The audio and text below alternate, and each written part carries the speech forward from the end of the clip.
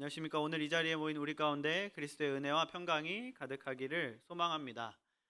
추석 명절을 맞이해서 이렇게 온 가족이 한 자리에 모여서 예배 드릴 수 있다라는 사실이 얼마나 축복인지 모릅니다. 오랜만에 또 보는 가족들과 함께 예배하는 분들도 계실 텐데 또 더 반가운 마음이 드실 것 같습니다. 어, 지금은 현대 사회가 좀 개인주의화가 되어서 가족 간의 좀 연합이 많이 약해지긴 했지만 얼마 전까지 뭐 몇십 년, 불과 한 100년 남짓한 전까지의 우리 민족의 과거를 떠올려 보면 우리나라도 좀 이스라엘처럼 뭐 가문, 그렇죠? 가문, 자손을 굉장히 중요하게 생각하던 나라였다라는 사실은 뭐 아마 모두가 다 아는 사실일 것 같습니다. 그래서 과거에는 돈을 주고 족보를 이렇게 사고 파는 일까지 또 있었다고 하죠. 또 저희 나라 같은 경우는 과거에 이제 신분제도도 있었던 그런 국가이기 때문에 그만큼 이제 인간에게 있어서 가문을 잇는다는 것, 그리고 대를 이어준다라는 것은 어찌 보면 가장 중요한 본능 가운데 하나이지 않을까라고 말해도 과언이 아닐 것 같습니다. 특히 좀 안타까운 사실은 요즘 젊은 사람들 가운데서는 아이를 출산하지 않겠다라고 말하는 사람들도 있지만 어 아이를 갖고 싶어도 갖지 못하는 그런 사람들도 점점 많아지는 그런 안타까운 현실들을 우리가 마주하고 있습니다. 우리는 오늘로써 룻기를 맺게 됩니다. 10번의 룻기 시리즈 설교의 마지막 파트를 남겨두고 있습니다. 오늘 말씀은 룻과 보아스 사이에서 태어난 오벳이라는 아이를 통해 엘리멜렉의 가문의 대가 이제 이어지게 되는 이야기가 나오고 있습니다. 이를 통해 나오미가 완벽하게 채워지고 회복되며 그녀의 문제가 해결됨을 오늘 본문은 선포하고 있다는 것이죠. 하지만 오늘 말씀의 핵심은요, 그냥 가문이 이어지는 일에서 멈추는 것이 아니라 거기서 더 나아가서 집안의 믿음을 이어가는 데까지 우리는 나아가야 한다라는 사실을 알려주고 있습니다. 그러므로 우리는 오늘 말씀을 통해 나오미가 어떻게 완벽하게 회복이 되었는지, 그리고 완벽하게 회복된 가정은 어떠한 데까지 나아가야 하는지를 함께 살펴보기를 소망합니다. 이를 통해 자녀와 부모와 조부모가 대를 이어서 예수 그리스도를 향한 믿음을 이어가는 것이 얼마나 값지고 귀한 일인지를 깨달아서 이를 중요하게 여기고 믿음을 이어가기 위해 최선을 다하는 가정과 가문이 되기를 다짐하는 복된 시간이 되기를 소망합니다. 이제 말씀으로 들어가면요, 먼저 오늘 말씀은 우리에게 가정의 믿음하는 공동체를 통해 일어난다라는 사실을 알려주고 있습니다. 여기서 말하는 공동체는 소공동체와 대공동체, 이렇게 좀 두 가지로 분류할 수 있을 것 같습니다. 이 분류는 제가 이해를 돕기 위해서 좀 임의적으로 나눈 구분인데요. 먼저 소공동체란 가족 구성원을 말합니다. 그래서 본문은 소공동체의 예시로 룻이라는 여인을 우리에게 보여주고 있는 것이죠. 13절을 이제 오늘 13절부터 시작하는데 13절을 보면 우리가 재밌는 점을 발견할 수 있습니다. 그게 뭐냐면 결혼과 임신과 출산, 이렇게 하면 뭐 대충 짧게 생각해도 1년은 좋게 넘는 시간이죠. 그렇게 1년은 좋게 넘는 시간을 13절 한 절로 대충 그냥 뚱땅 하고 넘어가고 있다는 거예요. 우리가 좀 앞선 룻기에 대한 기억을 되짚어 보면 3장과 4장에 걸쳐서 24시간 나오미가 룻과 계략을 짜서 밤에 몰래 가서 발치에 누웠다가 해프닝이 일어나서 날이 밝아서 보아스가 이제 재판까지 끝내는 24시간도 안 되는 그 시간을 거의 룻기의 반절을 할애할 정도로 다뤘었는데, 그런 다음에 1년이라는 시간이 넘는 이 시간을 그냥 뚱땅하고 지나가는 이 모습은 어떻게 보면 우리에게 의아함을 줄 만한 부분이라는 것이죠. 학자들은 이 13절이 왜 이렇게 뚝딱하고 넘어갔는가라는 그 이유에 대해서 이제 이어서 14절 이후에서 나올 이야기로 빨리 넘어가고자 하는 의도를 담고 있다라고 해석을 합니다. 즉, 이 13절은요, 이어지는 이야기를 강조하는 선행, 앞에 오는 선행 압축 구절의 역할을 하고 있다라는 것입니다. 그렇다면 우리 앞에서 보고 있는 13절 이후 집중시키고자 하는 이 본문에서는 무슨 이야기를 우리에게 오늘 하고 있을까요? 15절을 보면 이렇게 말하고 있습니다. 이는 내 생명의 회복자이며 내 노년의 봉양자라. 곧 너를 사랑하며 일곱 아들보다 귀한 내 며느리가 낳은 자로다 하니라. 15절을 보면 룻을 이는 내 생명의 회복자며 내 노년의 봉양자를 낳아준 그런 며느리로서 소개하고 있습니다. 여기서 생명의 회복자는 나오미의 삶의 활력을 찾아준 사람이라는 의미를 가지고 있고요. 노년의 봉양자는 룻이 낳은 이 아이가 나오미의 이제 쉽게 말하면 노후를 책임져 줄 것이다 라는 의미를 담고 있는 말입니다. 그래서 사람들은 나오미에게 있어서 이 며느리 룻이라는 존재를 뭐라고 표현하고 있는 거예요? 일곱 아들보다 귀한 네 며느리라고 표현하는 거예요. 그런데 이 일곱 아들이라는 표현은 이 당시에 여인이 받을 수 있는 최고의 찬사였습니다. 7명의 아들을 낳았다라는 이것은요, 당시에 여인이 받을 수 있는 최고의 찬사였다는 거예요. 우리나라 저는 이제 듣기만 했지만 옛날로 가면은 아들을 낳지 못하면 핍박을 받았던. 근데 성경을 보면 유대인들도 비슷하죠. 그래서 막 7녀 1남 막 이런 가족 구성원들이 심심치 않게 우리가 발견할 수 있는데 이 당시 유대인들도 마찬가지였다는 거예요. 7 아들을 낳았다는 것은 여인이 받을 수 있는 최고의 영예였다라는 것이에요. 우리가 이것을 여기뿐만 아니라 또 다른 성경을 통해서도 확인할 수 있는데요. 이 룻기와 가장 가까운 곧바로 이어진다고 볼 수 있는 그 시간적 배경을 가진 책은 사무엘상입니다. 사무엘상 2장 5절을 보면요, 한나가 사무엘을 이제 가지고서 하나님께 감사하는 기도와 찬양을 올리는 구절이 나오는데, 거기서도 이제 한나가 자신의 그 감격을 표현할 때 임신하지 못하던 자는 7을 낳았고 라고 표현하는 부분이 있어요. 여기서 7이라고 번역했지만 히브리어는 성이 있죠. 7 남성형입니다. 7의 여성형은 다르게 또 있는데, 그러니까 7 아들을 낳았다라고 지금 말을 하고 있는 거예요. 그러니까 우리가 이 룻기와 사무엘상 비슷한 시대에서 같은 표현이 나오는 것을 통해서 우리는 뭘 알 수 있냐면, 이 시대에는 7 아들을 낳았다는 것은 여인이 가질 수 있는 최고의 영예였다라는 사실을 우리가 성경을 통해 파악할 수 있다는 것이죠. 그런데 여기서 주목해야 될 점은 뭐냐면, 룻을 7 아들을 낳은 낳아진 그 7 아들보다 귀한 며느리라고 얘기하고 있는 겁니다. 7 아들에 대한 얘기가 아니라 이 룻이 나오미에게 얼마나 귀한지를 지금 얘기해주고 설명해주고 있는 거예요. 여기서 주목해야 할 점은 룻이 칭찬받았다, 룻은 그만큼 귀한 사람이구나 라는 그런 표면적인 것보다는 룻이 칭찬받은 이유에 있습니다. 사람들이 룻을 칭찬하는 이유는 룻의 헤세드적 사랑과 헌신 때문이었다는 사실이 중요하다는 거예요. 여기서 말하는 헤세드란 무엇이냐면 히브리어인데, 단순히 친절함을 넘어서 하나님의 그 언약적 충성과 변함없는 사랑을 뜻합니다. 룻기는 이 헤세드를 어떻게 보여줬느냐면, 구체적으로 룻을 통해서 나오미를 버리지 않고 끝까지 함께하며 섬길 룻의 희생적인 태도를 계속 보여주면서 이 헤세드를 보여준 거예요. 게다가 15절을 다시 보면 뭐라고 얘기하냐면, 너를 사랑하며, 룻은 너를 사랑하며 라고 얘기하고 있습니다. 룻의 시어머니를 향한 희생적인 사랑은요, 룻을 보는 주변 사람들도 인정할 만한 사랑이었다는 게 핵심 포인트예요. 룻이 그래도 내가 이 정도면 최선을 다했지 라고 자기가 자기 스스로 생각하는 게 아니라, 제3자가 룻을 봤을 때 저 여인은 진짜 자기 시어머니를 사랑하는 것 같아 라고 인식할 정도로 룻이 시어머니를 섬겼다는 사실에 대한 표현이라는 것이죠. 혹시 이 자리에 모여있는 가족들 가운데 아직 믿지 않는 가족을 두신 분이 계실지도 모르겠습니다. 오늘 말씀은 여러분의 가족이 믿음의 가족이 되기 위해서 어떻게 해야 하는지를 말해주고 있습니다. 그리고 그 방법으로 오늘 성경은 당신의 헤세드, 가족 구원을 위한 당신의 희생적인 사랑이 필요하다라는 걸 말합니다.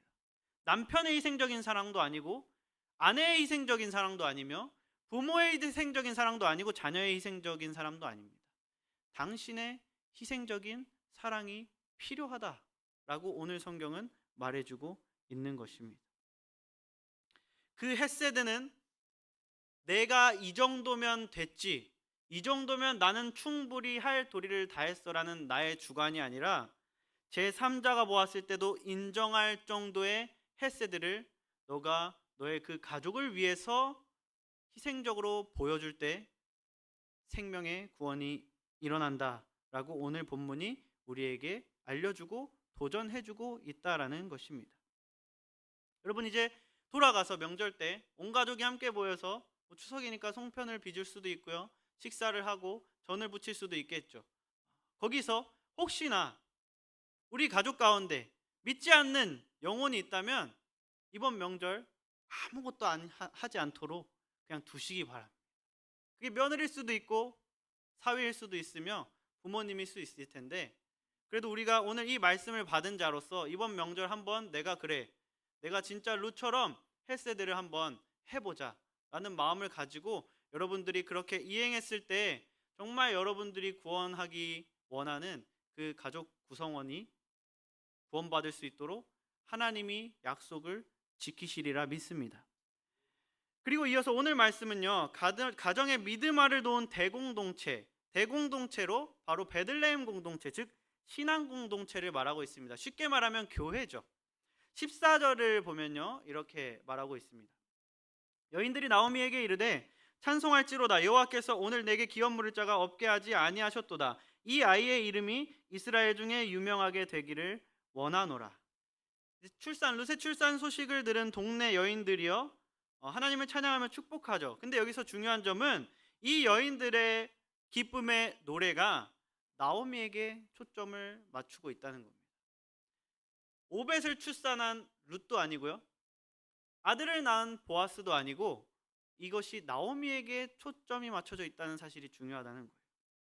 히브리 원문을 보면요, 너에게, 내게, 내 생명에, 내 노년에 라고 2인칭으로 계속 나오미를 정확하게 지적하며 말하면서 이 모든 사건과 축복이 나오미를 향한 것이라는 사실을 강조하고 있습니다. 여기서 여인들이 하나님을 찬양하는 이유는요, 엘리멜렉의 가문의 혈통이 끊어지지 않음, 그것도 물론 맞지만 그것을 넘어서 나오미에게 잃었던 기업을 회복시켜줄 구속자가 나타났고 그를 통해서 구원을 얻었기 때문임을 지금 말하고 있는 거예요. 쉽게 말하면 하나님이 베푸신 은혜는 단순히 임신과 출산으로 끝난 게 아니다라는 말입니다. 나오미의 기도 제목을 단발적으로 하나님께서 이루시고, 됐지? 나 너 소원 들어줬다, 너가 기도한 거 들어줬다 라고 거기서 그냥 끝내는 분이 아니시라는 거예요. 소원의 성취, 기도의 긍정적인 응답보다 그것을 하는 일련의 과정을 통해서 하나님은 나오미의 근심과 걱정이 모두 사라지도록 놀라운 구원의 역사를 이루셨고, 이 여인들은 나오미, 나를 말하라 불러라 라고 말했던 그 나오미가 지금 완벽하게 회복된 그 모든 과정에 대한 하나님의 역사를 찬양하고 있는 것입니다. 우리는 나오미 주위에 있는 이런 신앙 공동체의 모습을 통해서 공동체의 중보와 축복의 힘이 얼마나 대단하며 하나님께서 그것을 얼마나 중요하게 생각하고 있는지를 알 수 있습니다. 우리는 룻기를 이상적인 하나님 나라 공동체라는 포인트로 계속해서 봐오고 있어요. 물론 룻기는 다른 이야기도 굉장히 많이 하고 있습니다. 그런데 우리는 처음에 그 딱 한 가지 포인트를 잡고 그것을 중심으로 살펴보고 있어요. 룻기가 보여주는 이상적인 하나님 나라 공동체는 서로를 위해 축복을 빌어주는 하나님이 기대하시는 모습을 가지고 있는 공동체라는 거예요. 실제로 룻기에서 2장 12절에서 보아스가 룻에게 한 축복이요, 지금 이미 이루어졌음을 우리는 확인할 수 있습니다. 4장 11절을 통해 베들레헴 공동체가 보아스에게 한 축복과 4장 14절에서 태어난 아기 오벳에게 한 축복도 다윗과 그리스도로 이어지는 그 족보에 이들이 들어감을 통해서 이루어졌음을 우리는 확인할 수 있다는 거예요. 여러분, 말에는 우리가 상상할 수 없는 그 이상의 힘이 들어 있습니다. 하나님은 말로써 세상을 창조하셨기에 하나님의 형상대로 지으심 받은 인간의 말에는요, 아주 큰 힘이 있다는 거예요. 그러므로 기도의 말이 갖는 힘은 인간, 내가 절대 측량할 수 없는 그 파워를 지니고 있기 때문에 우리는 그것을 기억하고 공동체가 모여서 말로써 함께 기도해야 한다는 겁니다. 왜냐하면 하나님의 약속을 붙들고 순종하며 부르짖는 자에게는 하나님의 응답이 반드시 이루실 것을 하나님께서 선포하고 약속하셨기 때문입니다. 우리는 지금까지 말씀을 통해서 가정의 믿음화는 공동체를 통해서 일어난다라는 사실을 살펴봤습니다. 그리고 그 공동체는요, 작은 가족 공동체와 큰 신앙 공동체였으며 두 공동체가 하나 되어 합심하며 나아갈 때 비워진 영혼이 채워지는 역사가 일어날 것을 약속하신 그 하나님의 뜻을 우리가 지금까지 함께 살펴봤습니다.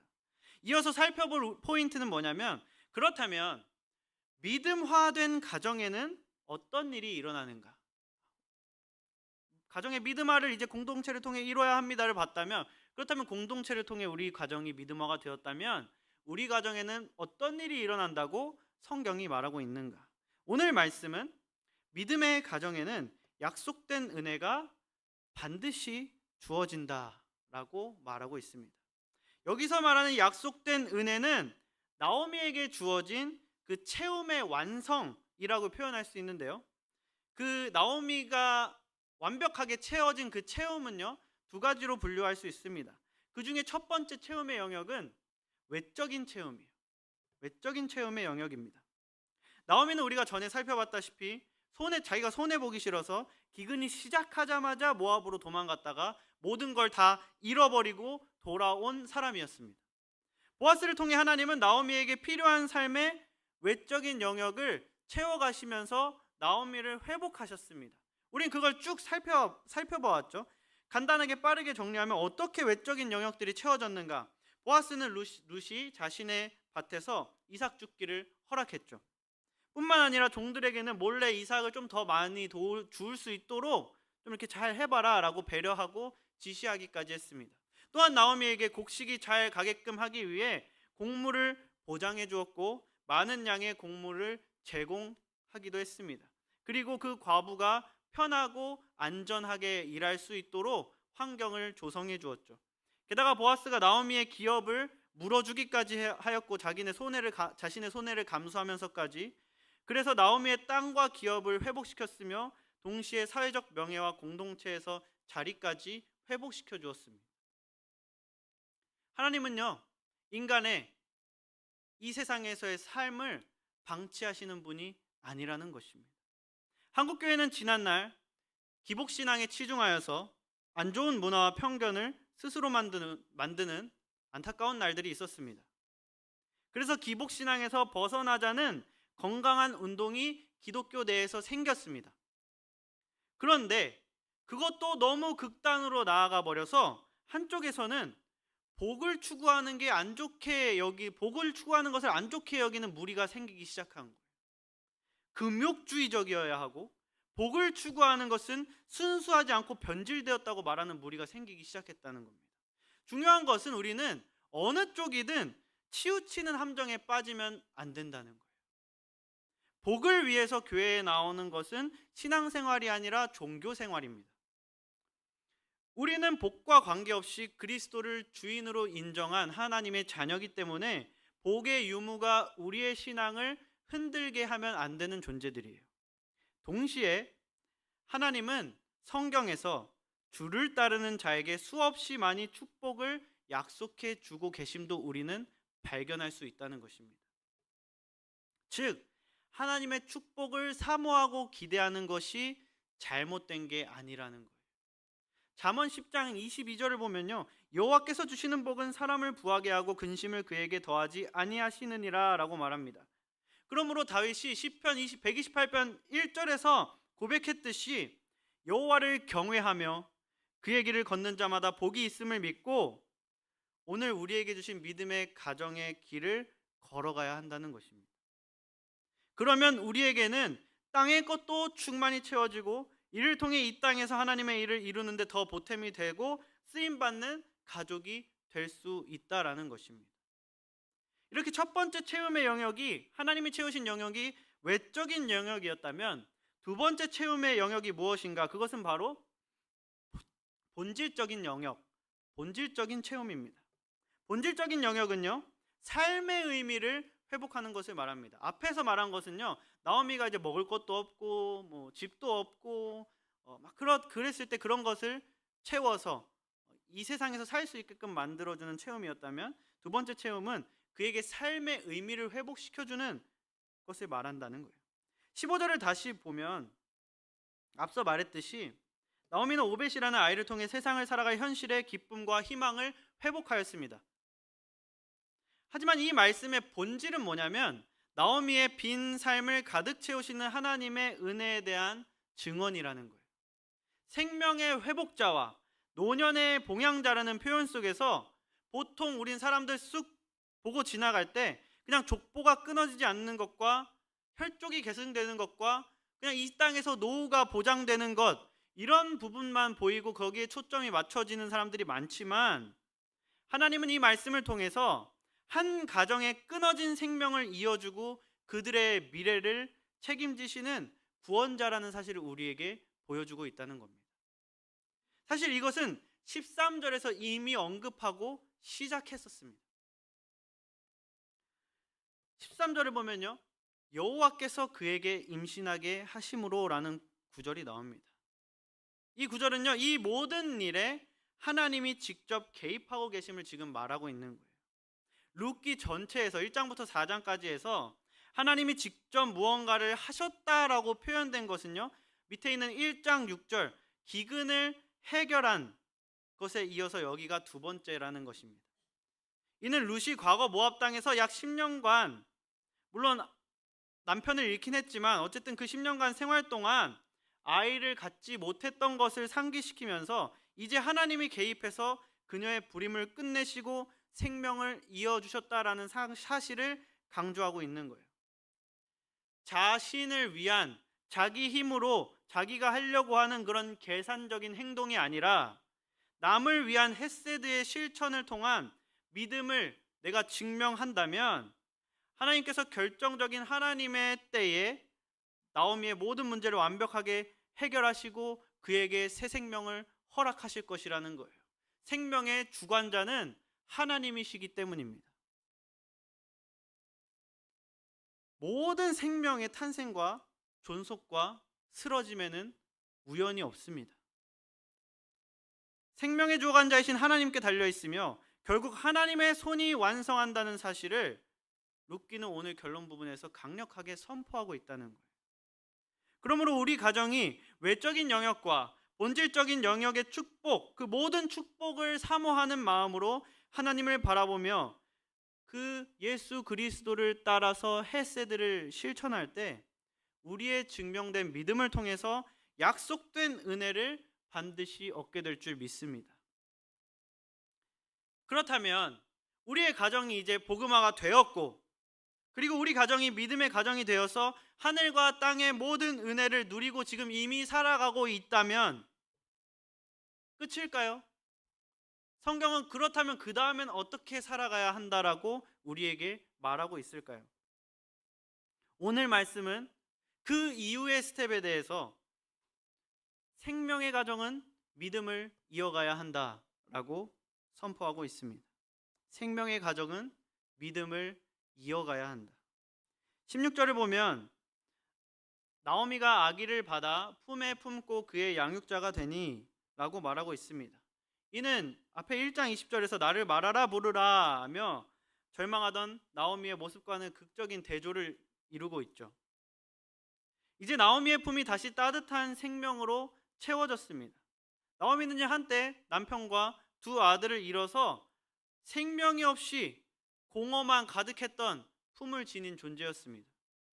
그런데 이제 나오미가 아기를 받아서 양육자가 되었다는 것은요, 그의 품이 다시 생명으로 가득 차게 되었다라는 선포라는 것입니다. 나오미가 아기를 받아 양육자가 되었다는 것은 단순히 할머니가 손주를 돌봐주는 그런 개념을 초월한 개념입니다. 이는 단순히 자녀를 기르는 것을 넘어서 그 자손이, 내가 기르는 그 자손이 믿음을 이어가도록 나오미가 영적으로도 양육했다라는 사실을 내포하고 있는 거예요. 우리의 가정이 복음화가 되었고, 우리의 가정이 그래서 믿음의 가정으로서 하늘과 땅의 은혜와 평강을 누리고 지금 살아가고 있다면, 아니 그렇게 되었든 안 되었든 내가 그리스도인이라면 내 자녀와 내 손주에게 믿음을 이어주는 것이 하나님께서 내게 주신 사명의 마침표라는 사실을 반드시 기억하고 살아가야 한다는 것입니다. 제가 지난 8월 14일에 학생 청년들을 데리고 서울에 있는 마커스라는 찬양팀의 예배를 다녀왔습니다. 그때 이제 마커스 예배에서 김남국 목사님이라는 분이 설교를 하셨는데, 그 설교 중에 하신 이야기를 발췌해 왔습니다. 그분이 이런 이야기를 하셨어요. 우리 아이들이 너무 불쌍한 게 뭔 줄 아세요? 교회는 화려해졌는데 영적인 것, 기도하는 어른들, 세상의 것보다 하나님의 것이 좋다고 말하고 이 땅의 것보다 천국을 사랑하는 어른들의 모습, 그걸 가르치는 부모들, 선생님들, 그들이 사라지기 시작했어요. 우리는 아이들을 키울 때 뭘 먼저 가르치고 싶어 하냐면 세상에서 어떻게 내가 먹고 마시고 입고 자라났나 가르치고 싶은 거예요. 맨날 우리 어른들은 아이들에게 공부 못한다, 뭐 한다, 뭐 해라, 어떻게 먹고 살아가야 할지 얘기하면서 네가 어떻게 예수를 사랑해야 하고 어떻게 예배해야 되며 어떻게 살아가야 하는지는 말하고 있냐는 겁니다. 내 가정이 예수 믿는 가정으로서 부모가 자녀에게 어떻게 기도하고 어떻게 믿음으로 살아가기 위해 애쓰는 걸 보여주고 있는가? 우리는 진짜 이 아이들에게 예수를 알려주고 싶은가? 돌아볼 필요가 있다는 것입니다. 여러분은 진짜 여러분의 자녀와 손주들에게 예수를 이어주고 싶으십니까? 아마 다 안 이어주고 싶은 마음이 있으신 분은 없을 거라 생각합니다. 근데 진짜 내가 예수를 이어주고 싶은 사람인가 아닌가? 그걸 어떻게 확인할 수 있을까요? 예수 그리스도께서는 마태복음 12장 33절에서 이렇게 말씀하셨습니다. 나무도 좋고 열매도 좋다 하든지 나무도 좋지 않고 열매도 좋지 않다 하든지 하라. 그 열매로 나무를 아느니라. 내가 아무리 말은 나는 우리 자녀, 우리 손주들에게 예수를 이어주고 싶어, 믿음을 이어줄 거야 라고 백날 첫날 해도 나에게 나오는 것이 세상적인 것이고 욕망적인 것이면 그 열매를 통해서 어떤 나무인지가 증명이 된다는 겁니다. 그렇다면 다시 한번 물어보겠습니다. 여러분의 말과 삶과 가르침과 행동에서는 무엇이 나오고 있습니까? 세상의 가치입니까? 그리스도의 뜻입니까? 명절에 집에서 누워서 유튜브를 이렇게 보고 있다가도 갑자기 띵동하고 자녀들과 손주들이 오면 문 열기 전에 후다닥 유튜브 다 끄고 극동방송 크게 틀고 성경책 먼지 쌓인 거 펴서 안경 쓰고 보는 척 하면서 얘들아 왔니? 하고 안아주면서 머리에 손을 얹고 너희들의 그리스도의 은혜와 평강이 있길 빈다 하고 섬겨주고, 집에 가면 수고했어 하고 극동방송 끄고 성경책 덮고 다시 유튜브를 보고 하는 것과, 저는 그래도 정직한 사람이기 때문에 그런 위선은 할 수 없습니다. 저는 거짓은 할 수 없어요 라고 말하면서 아무것도 하지 않는 것과 뭐가 더 믿음을 이어주는 방법이냐는 겁니다. 여러분, 앞에서 그게 위선처럼 보여도요, 위선이 아니라는 거예요. 그것은 거짓과 위선이 아니라 믿음을 이어주기 위한 노력이자 최선을 다하는 모습이라는 겁니다. 성경은요, 그리스도인으로서 본을 보이라고 해요. 여러분, 본을 보이는 건 쉬운 게 아니에요. 왜냐하면 본을 보이다가 자칫 잘못하면 교만해지기 때문이에요. 본을 보이라는 것은요, 너가 낮고 겸손한 상태에서 뭔가를 보여주란 얘기입니다. 내가 뭔가 잘하는 걸 보여주는데 겸손하는 건 쉽지 않은 거예요. 근데 우리가 자녀들에게는요, 본을 보여야 된다는 겁니다. 보고 배우는 겁니다. 근데 마른 마음은 믿음을 이어주겠다 저쩌겠다 하면서 아무것도 보여주지 않아요. 아이들이 왔는데 누워서 TV만 보고 있어요. 뭐가 이어지겠습니까? 이어질 수 있는 게 아무것도 없는 거예요. 17절을 보면요, 그의 이름을 오벳이라 하였는데 그는 다윗의 아버지인 이새의 아버지였더라 라고 말합니다. 그리고 바로 이어서 18절부터 22절을 보면 다윗 왕으로 이어지는 족보가 나옵니다. 이 족보는 단순한 이름 나열이 아니라 믿음의 유산이 이어졌음을 증명하는 장치예요. 여러분, 성경을 보면 수없이 많은 족보가 나옵니다. 그래서 일독할 때 족보 나오면 한숨이 팍 나오면서 성경 일독에 브레이크가 딱 걸리죠. 근데 그 족보가요, 족보마다 가지고 있는 의미와 기능이 다 달라요. 여기 룻기에 나오는 이 짧은 족보와 창세기에 나오는 아담부터 노아까지 이어지는 족보만 봐도요, 그 족보가 담고 있는 내용이요 정반대입니다.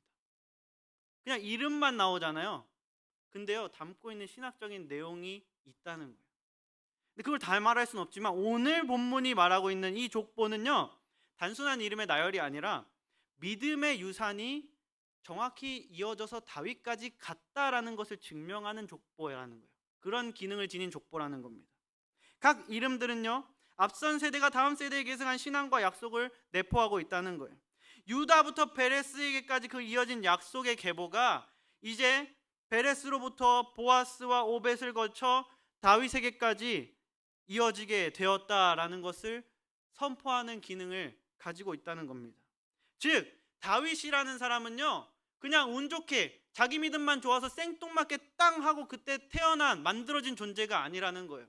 다윗이 있기까지는 그 앞에 수없이 많은 이 족보에 나온 사람들이 믿음을 올바로 물려주었기 때문에 다윗이라는 사람이 나올 수 있었다라는 걸 지금 보여주고 있는 겁니다. 사람들은 운이 좋았다, 우연의 일치다 라는 말을 자주 합니다. 하지만 그리스도인에게 우연은 없습니다. 하나님의 계획과 섭리와 인도하심만이 있을 뿐입니다. 위대한 하나님의 사람, 함께 영생을 기대하며 준비하는 믿음의 가정은 나로부터 시작해야 한다는 사실, 나의 희생과 나의 헤세드의 행동으로 본을 보임으로부터 시작해야 된다는 그 사실을 기억할 때 오늘 룻기가 보여준 그 역사가 나와 우리 가정에도 똑같이 일어나게 될 줄 믿습니다. 우리는 이 말씀을 붙들고 나아갈 때 이 말씀의 약속을 내가 성취하게 될 것입니다. 말씀의 결론을 맺겠습니다. 오늘 우리는 마지막으로 룻기 말씀을 살펴봤습니다. 가정의 믿음화는 믿음의 가족 구성원과 신앙 공동체의 도움을 통해서 이루어질 수 있다라는 사실을 살펴봤습니다. 그리고 믿음의 가정에는 하나님께서 약속하신 외적 본질적인 은혜가 모두 반드시 주어진다는 사실을 살펴봤습니다. 또한 우리에게 주어진 최종 사명은 나의 자손에게 그리스도의 믿음을 이어주는 것, 바로 그것이었습니다. 사랑하는 여러분, 추석 명절을 맞이하여서 가족이 함께 모인 이 자리에 하나님께서 우리 가족을 향한 하나님의 뜻을 알려주셨습니다. 오늘 말씀을 통해 주님은 나에게 이렇게 말씀하고 계시는 거예요. 너와 너의 가정은 지금 어떠니? 지금 어느 길 위에 있고 너는 어떻게 너의 가정이 이어져 갔으면 좋겠니? 라고 묻고 계십니다. 여러분의 집은 단순히 족보로만 이어지며 혈족만 계승되는 집이 되고 싶으십니까?